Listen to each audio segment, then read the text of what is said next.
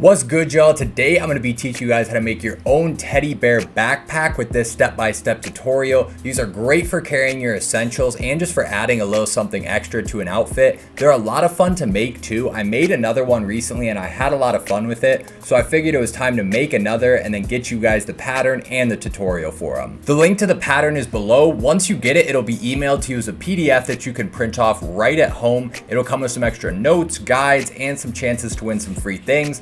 And then this video will give you the full step-by-step tutorial and all the extra info you need to help you make the pattern come to life. I'll be doing some things throughout this video to customize this bag, but the focus of this video is going to be on making this bag in its simplest form.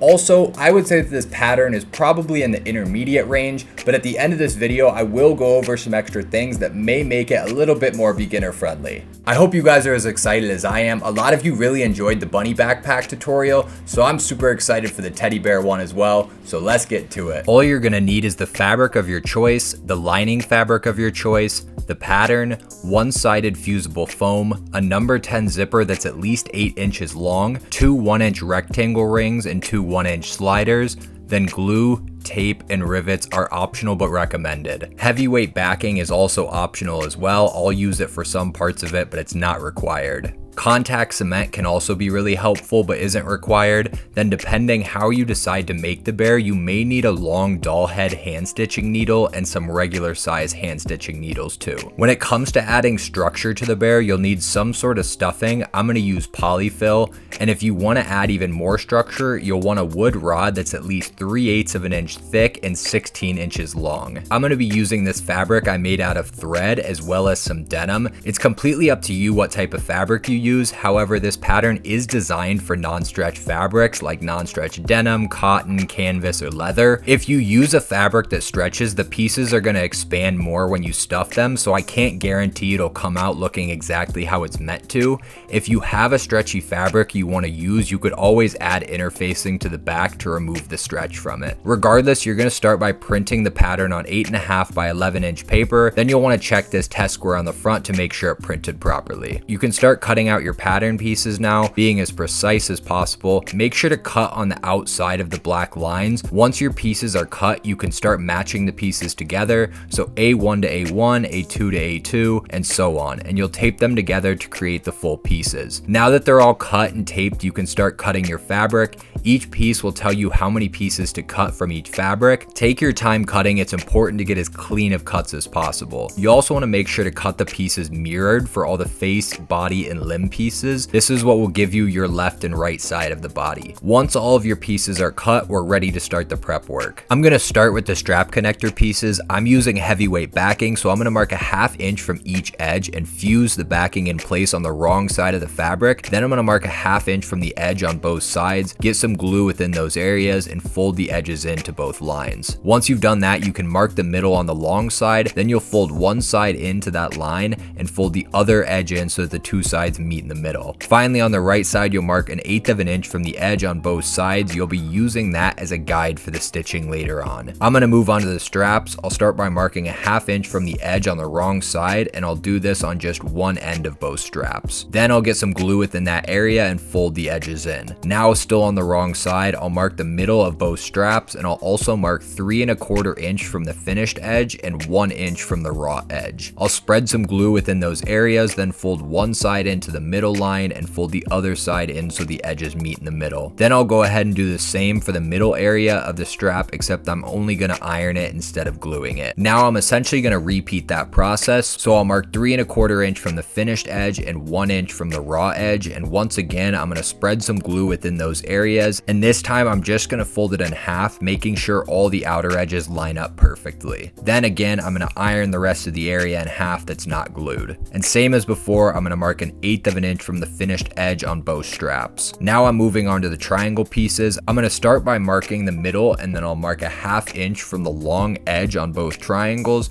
and 3/8 of an inch on all of the shorter edges. The two backing pieces should fit perfectly in those areas with a small gap in the middle. Then I'm going to mark 1 inch from that long edge and fold the raw edge up to that line. The triangles are done now and should look something like this. Moving on to the back bar, I'm going to mark 3/8 of an inch from all 4 edges, and my backing piece should fit perfectly within that area. I'm going to get the backing fused in place and then mark 3/4 of an inch from the top and bottom edges and fold those raw edges down to the lines I just marked. The back bar should look something like this, and now all your back pieces are prepped and ready to go. You'll also need to make a rolled handle. For the sake of time, I'm not going to go through the full process of how I make them, but if you don't know how, I have a full tutorial I'll link below. The only difference from that tutorial is that you can leave the bottom edges raw since they'll be sewn into the back bar, and also the pinch should be 1¼ inch up from those raw edges. Now that all the prep work is done, we're ready to get into the sewing. Before we do that though, I have some notes for you guys.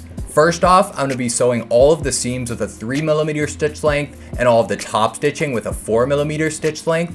Second, I'm going to be sewing all of the seams with a 1/4 inch seam allowance, except for the center seam on the front and back body pieces. I'm going to be sewing that with a 3/8 of an inch seam allowance. Third, I'm going to double stitch all of the face and limb seams. This is because I'm going to be stuffing those really full, and so I want to make sure nothing busts open. Just make sure that you're doing both rows of stitching right on top of each other so you can still press your seams open. And finally, I'm going to be sewing everything with a Tex 80 cotton wrapped poly core thread. I'm able to use a heavier weight thread because I'm sewing on an industrial machine. If you're on a domestic machine and can't use heavier thread, just use what you can. It'll still come out beautifully. I'm going to start by taking my 2 front body pieces and matching them right sides together and clipping them in place on the center seam. Then I'll sew them together with a 3/8 of an inch seam allowance, making sure to keep things lined up, especially around the curves. Once they're sewn together, you'll want to top stitch the seam, but first you'll want to press this seam open. Then you can top stitch it, sewing an 1/8 of an inch to a 1/4 inch from the seam on both sides. It's really up to you, but this will help keep that seam pressed open. Now I'm going to do the same for the back seam, but first you'll want to get these 3 lines marked out on both back pieces. The 2 lines on the center seam is where your zipper will go, so when you sew it, you'll only sew from the top down to the first line and from the second line down to the bottom. You won't sew in between. I started from the bottom, so I'll sew up to the lower mark with a 3/8 of an inch seam allowance, then I'll move up to the next mark and sew from there to the top. Before you can press this seam open, you'll want to prep the middle area you didn't sew for the zipper, and you'll do that by first marking 3/4 of an inch from the edge on both sides. Then you'll want to mark off where you stop sewing on the top and bottom, as well as 3/4 of an inch in from those lines. And you'll draw a line that connects from the inner edge of the inside line to where the 3/4 inch line meets your line you stopped sewing at. And lastly, you'll mark 1.5 inches from the edge as well. Now you can cut through both back pieces on the diagonal lines from the edge right up to that corner. You can press the seams open and top stitch them. Just make sure to keep those edges you just cut out of the way. So I'll sew from the top down to the bottom of the triangle, then I'll start again at the lower triangle and sew from there down to the bottom, and I'll do that on both sides. So I'm not stitching the zipper area in the middle at all yet. It should look something like this, and now I can start folding things out. So I'll fold those side edges out to the 1.5 inch line I marked out, and I'll fold the top and bottom areas out as far as possible, and this should leave you with a nice rectangle area like this. I'll set that aside for now to start making the pocket lining. So I'll take my piece of fabric that's 18 inches by 11 inches and mark the middle in both directions. Then on the shorter side, I'll mark 3/8 of an inch from the middle line as well as 3/4 of an inch,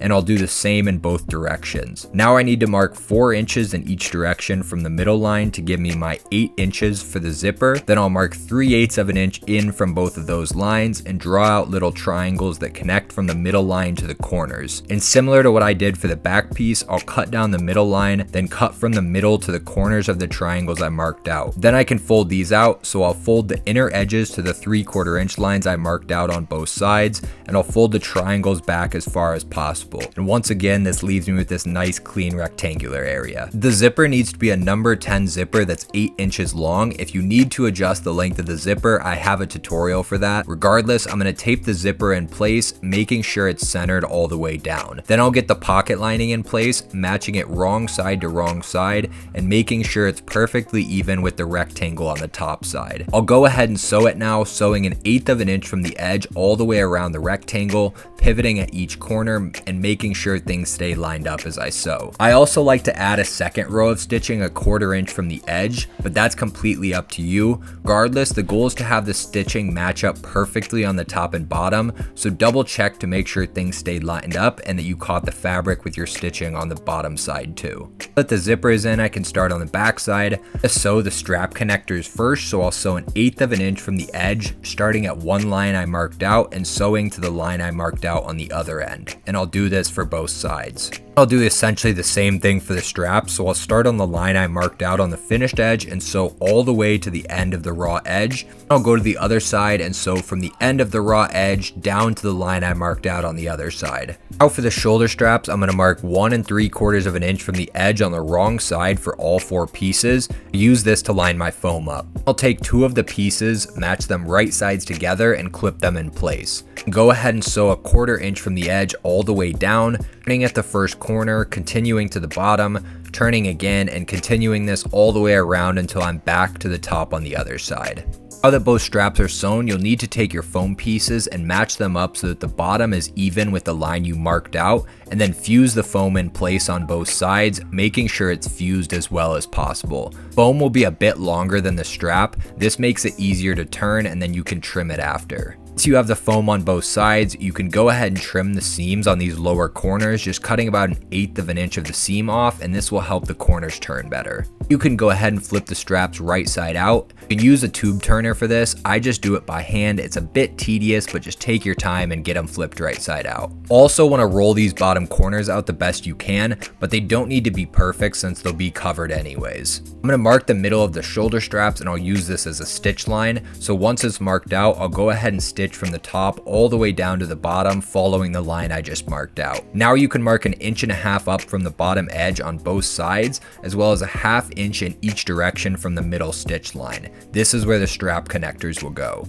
Then on the strap connector, I'm going to find the middle and mark 1/2 inch in each direction from there on the wrong side. The rectangle ring will sit in the middle area, and since I don't want to get glue on the hardware, I'm only going to glue the outer 2 areas and not the middle. Then I'll get some glue in there and stick it in place within the areas I marked out on both sides, doing my best to make sure it's perfectly even. I'll start where my stitching stops on one side and sew 1/8 of an inch from the edge across to where my stitching ends on the other side. Then I'll turn around and sew back across, hitting all the same holes I just stitched. It should look something like this now. The goal is for the stitching to be completely even on both sides. I'm going to add 2 rivets in the middle. You could also do another row of stitching, do an X stitch and so on, but I'm going to choose to do rivets. Now onto my straps. I'm going to mark 2 3/4 of an inch from the edge on the wrong side of both straps. Then with the strap facing wrong side up, I'm going to go through the bottom of the slider and back through the top. Then I'm going to get some glue on there and match the edge up with the line I just marked out. Once the glue is dried, I'm going to sew across here, similar to what I did for the strap connector. So I'm going to start where the stitching ends on one side, sew across 1/8 of an inch from the edge to where it ends on the other side,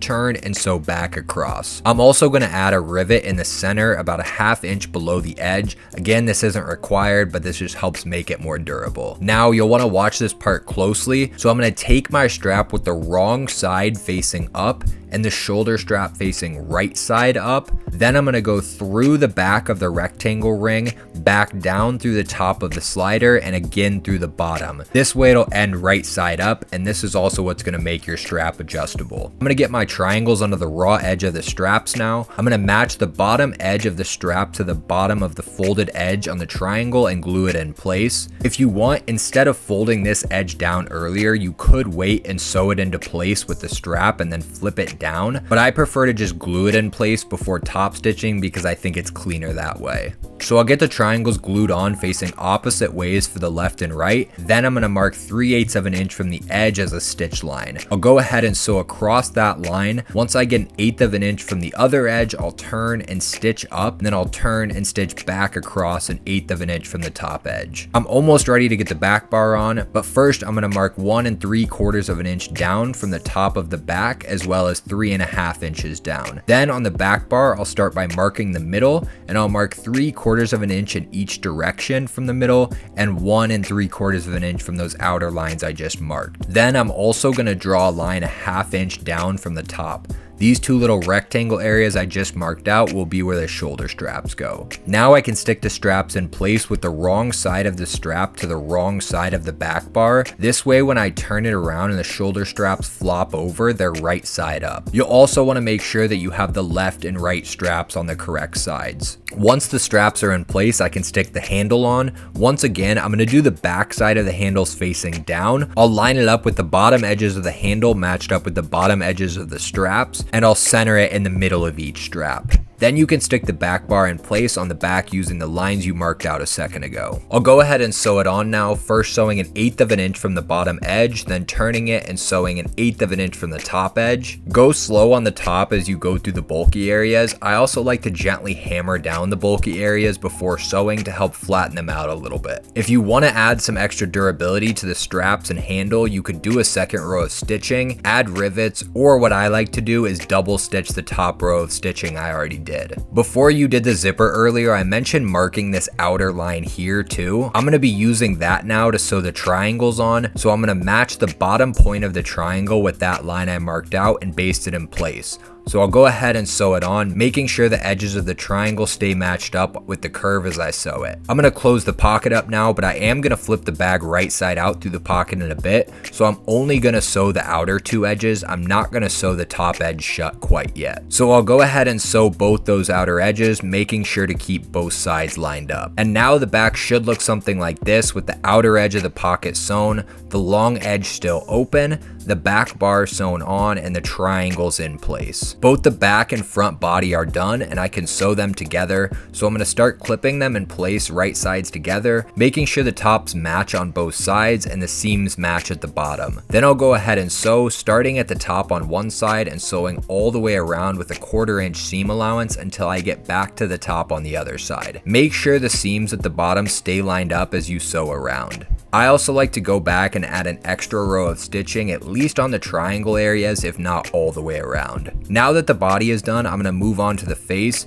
If you want to add eyes, I have markings that you can use that are a good spot to add them at. Regardless, I'm going to take both front face pieces and match them with the side muzzle pieces right sides together. So I'll go ahead and sew those with a 1/4 inch seam allowance, making sure the top and bottom stay lined up. I'll do the ears quick, so I'll match them right sides together, then sew around with a 1/4 inch seam allowance. Just sew around the curve. You'll leave the bottom edge open to flip them right side out. Once it's sewn, I'm going to trim 1/8 of an inch off the seam to help it curve a little bit better. Then I'll flip it right side out. I'll use these markings here to line it up, so I'm going to match the right side of the ear with the right side of the front face. The marking on the ear should be lined up with the top edge of that face. Then I'll put the back face piece right side down, sandwiching the ear in there. Then I'll start at the top of the face piece and sew down to the bottom a 1/4 of an inch from the edge. It should look like this now, with 3/8 of an inch of the ear hanging out of the seam. I want to be able to press this seam open, but I can't do that where the ear is. So right below the ear, I'm going to cut right up to the line of stitching, but being careful not to go through it. And this way I can press the bottom of the seam open. Then right above the top of the face pieces, I'm going to clip into the ear right up to the stitching on the face. This will allow me to fold the ear down. Do your best to fold the edge of the ear down in line with the top of the front face piece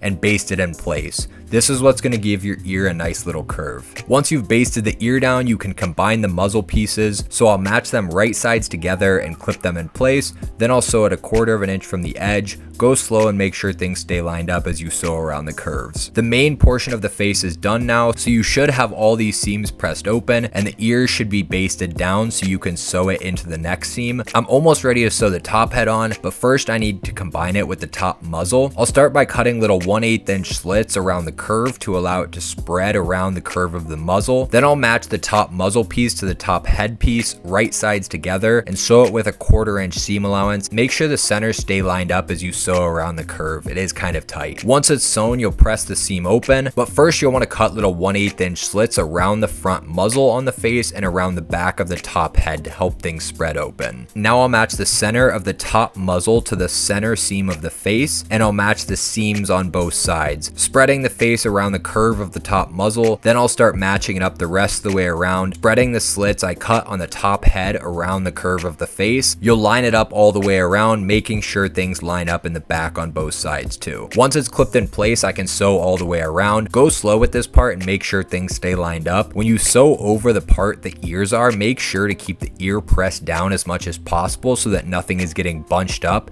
and you're only catching a 1/4 inch of the ear. When you get towards the front, make sure your seams stay matched up on the side, then continue all the way around, making sure the back stay lined up on the other side too. Now you'll want to press the seam open again, but similar to before, you can't press it open where the ears are, so I'm going to clip up to the stitch line on both sides of the ear, then I'll press the seam open all the way around except for where the ears are. I forgot to take a video of it, but once you flip the head right side out, if you want to add a mouth, one way you can do it is by taking some thread and coming up through the front seam about 5/8 of an inch below the top. Then you'll come back down through the center of the seam at the top. Then I'll come back up about 1 3/8 of an inch down and 3/4 of an inch out. I'll go through this stitch here, looping it in place, and go back through the same spot on the other side. Now that the head's done, I'm going to get it pushed down into the body and match the head and body right sides together. I'll match the seam on the front of the body to the front muzzle seam. I'll match the seams on the sides of the head to the side seams of the body, and finally the center back of the head to the center seam on the back. I also like to base the head on by hand before machine sewing it. This seam can be a little tricky, so I find it a lot easier to sew if I hand baste it first to make sure all the seams and everything stay lined up. Then I'll take it to the machine and sew it all the way around with a 1/4 inch seam allowance. Even if you hand basted it, still go slow to make sure nothing shifts or gets pinched. Once the head is on, you can go ahead and flip the bag right side out through the hole you left open on the zipper.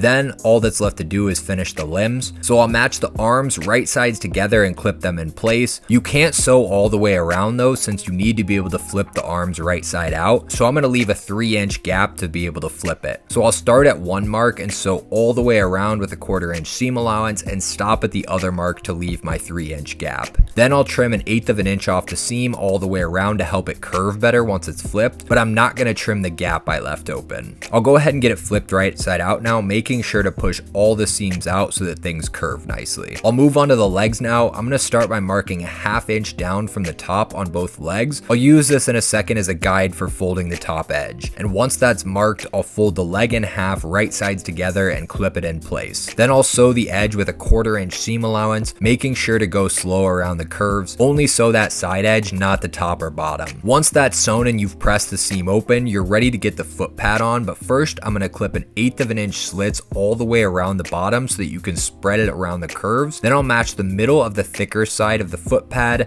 to the front seam and match the middles on the other sides as well. Then I'll spread the bottom around the rest of the foot pad evenly. I can sew it on now with a 1/4 inch seam allowance all the way around, making sure things stay lined up as I go. Now that the foot pad is sewn on, I'll finish the top. So I'll fold the top raw edge down to the line I just marked out all the way around. Then I'll get the legs flipped right side out, making sure all the seams are pushed out fully. The arms and legs are done now, so you should have that gap on the arm to be able to stuff them and the top hole on the legs to be able to stuff those. So I'll get to it filling the legs with stuffing. I start with smaller pieces of stuffing to make sure it's getting into the deeper areas of the legs, and I'll just keep getting more stuffing in and pushing it down as far as possible. I'll fill it little by little until the leg is completely full and firm. Now I'm ready to hand stitch the legs on. There's this oval piece included in the pattern that can be used as a stitch guide. The middle marks on the oval will line up with the center seam of the leg. Then you'll use that to mark out the other 3 marks on the leg as well. I'll start by marking 5/8 of an inch in each direction from the center seam on the body. Then I'll line the edge of the oval up with that mark, and I'll match the center line of the oval with the seam on both sides and mark the oval out, making sure to mark the middle on the front and back as well. Then I can line up the leg, so I'll match the front seam of the leg with the front center mark, the side marks on the legs with the seams, and the back mark on the leg with the back mark on the body.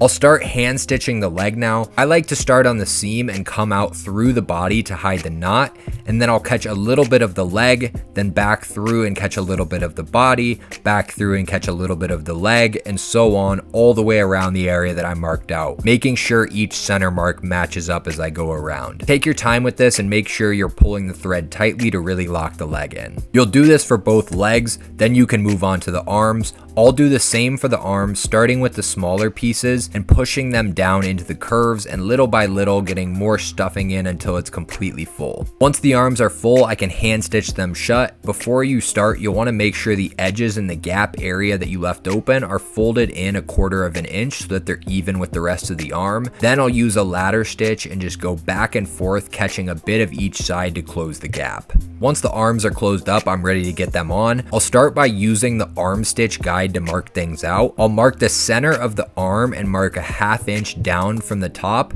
Then I'll match the top of this guide with that top mark and the center lines on the guide with the center lines of the arm. Then I'll mark the guide out as well as the other 2 middle marks. The shorter side of the guide should be facing towards the back of the arm, so it'll be opposite on each arm. Now I'll do the same on the body. I'll mark 1/2 inch from the neck seam and line the guide up on the side seam with the top at that mark. Same as on the arm, I'll have the shorter side of the guide facing towards the back, and I'll mark all the way around as well as the middles. Then I'll get the arm sewn on. Similar to the leg, I'll start inside the body to hide the knot. I'll come out and catch a bit of the arm, go back through, catch a bit of the body, back through the arm, back through the body. Just make sure to stay on the lines you marked out on the body and arm, and also make sure all the middle marks stay lined up. As you can see, I like to have the triangle facing this way, which means I want the rest of the seam all the way around the body facing that same way. So just keep that in mind when I hand stitch the arms and the legs on and I go through those seams.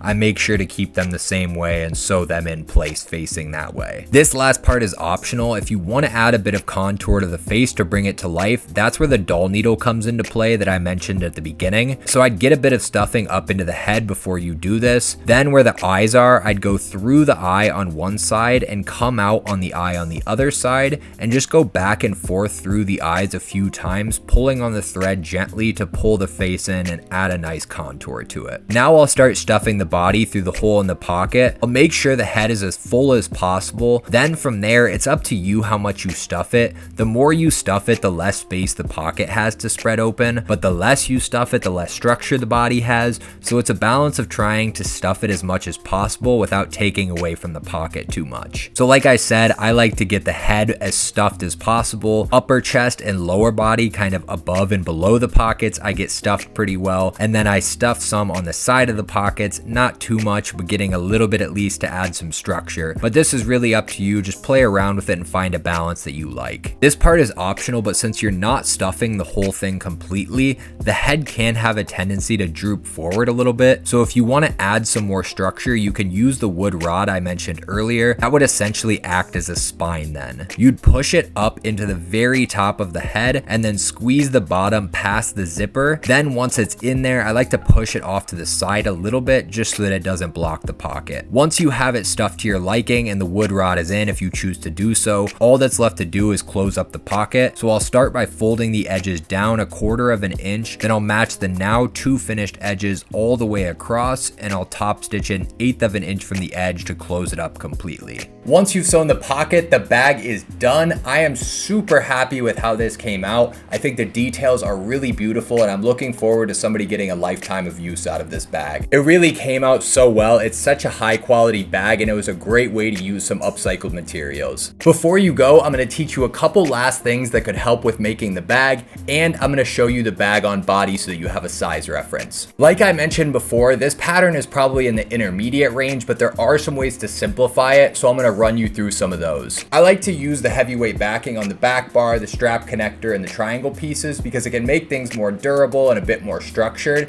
However, in turn, it can make things a bit trickier, especially if you're on a domestic machine. So if you're not comfortable using the heavyweight backing, you can always skip that. It's really not completely essential for this bag. On the same note, when sewing the back bar, especially on the top where you're going through the shoulder straps and the handles too, it can be a bit bulky. I haven't tested this on a domestic machine, so I can't say for sure if you're gonna have issues, but if you're worried about it, you could always remove the heavyweight backing from the back bar, or you could also reduce some of the bulk in the shoulder straps by removing one or both pieces of foam. The ears can also be a bit tricky, sewing them into both seams here to get this curve. So if you're not comfortable doing that, you can always just sew them into the side curve instead of sewing them into both.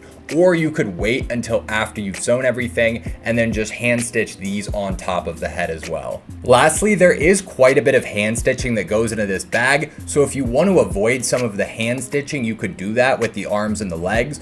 For the legs, instead of folding that top edge down and then hand stitching it on, what you could do is leave that raw edge and just sew the legs into the seam there in the same spot that they are right now, so you don't have to hand stitch them on.